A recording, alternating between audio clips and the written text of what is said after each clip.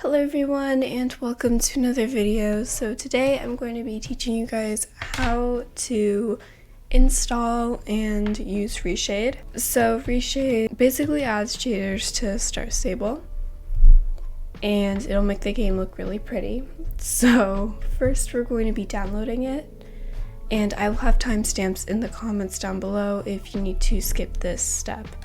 We'll also be going over how to install depth of field and how to do that, so you can also skip to that in the timestamps down below. So first we're just going to click download on the ReShade website. I'll put that in the comments as well, and just click download ReShade 5.4.2, and down here you're just going to click this and open it up. Star Stable does not automatically come up as a game, so we're going to click browse. So first you're going to need to go into this local disk and then click this program files. Then you're going to see there's Star Stable, so just click Star Stable, and instead of clicking this, make sure that you go to client and then SSO client. Hit next. Star Stable uses OpenGL, so we're just going to click that. If you have a preset that you'd already like to install, just open that up in your files and then put it in here. But if not, we're just going to click next.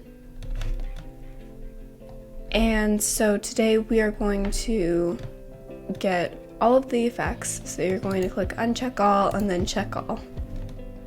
So I just stopped recording and I realized that I forgot to say something. So just a little thing before you start ReShade. You're going to want, so on your graphics tab, turn off vertical sync, anti-aliasing, all of this, including reflections. Turn all of that off. I completely forgot about that. I'm so sorry. You can leave shadows on, but everything else needs to be off in order for ReShade to work. So when you open up Star Stable after you've installed ReShade, you're going to click home and this will pop up on the left hand side of your screen. Before we do anything with ReShade, we're going to click settings, and then first you want to go to effective toggle key and set that as Q. So this means when we have our shaders on, we can just click Q to go back and forth between them. And then next, over here, under input processing, you're going to go to block input when cursor is on overlay. And you want to search cinematic DOF, which is depth of field. So this is the depth of field that I use. I don't know how to use the other ones, but you can use a different one if you'd like. So press Q to enable the effects, and it's going to look blurry everywhere. It's going to look something like this. Everything might be blurry. First things first, you're going to want to go down here into use mouse driven autofocus. Turn that off, because if you have mouse driven autofocus, you can see wherever my mouse is, that's where it focuses, but we don't want that. We want it to automatically focus on our character without us having to run around the screen with our mouse. So we are going to turn that off. So next we're going to go into autofocus point. These are the X and Y coordinates of where it focuses. You're going to want to set this in the middle of your screen and see how that looks. So to get into this view, where I am right now, you're going to hold down your left click button. And so the gray area is where it's blurry, and where it looks normal, that's where it'll look normal in your game. And try turning your character around. If it doesn't look good, then just keep messing around with it like this and see how the blur works. It's not going to be perfect. You know, there's going to be parts where it won't look great, and you might have to get different angles on things.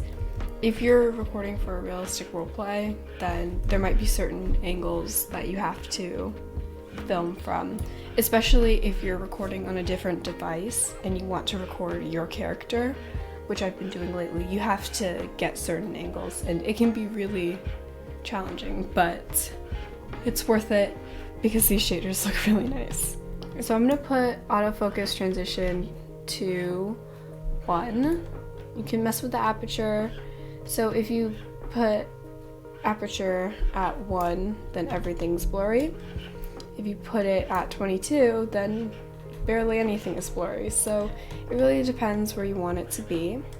I'm gonna put it in the middle here, so only the background, like all the way back there, is really blurry. And if we go between depth of field, it's really a big difference on the game. But yeah, I hope you guys enjoyed this video. I know it wasn't a perfect tutorial. I'm still messing around with the shaders and I don't have the perfect settings. I think it really depends on, you know, what your settings are in Star Stable. If you have a different like distance to camera horse, you know, it's going to matter how it looks and like how close you are to your horse. So I'd say if your field of view is closer, then it'll probably be easier to work with. If it's farther away, then it might have a harder time focusing. If you have any questions, just leave them down in the comments. I'll try to help you as best as I can. But yeah, I hope that this video was at least a good like intro to ReShade, and from here you can just start tweaking with the little things and get down your depth of field and other shaders. And I will see you guys in the next one. Bye!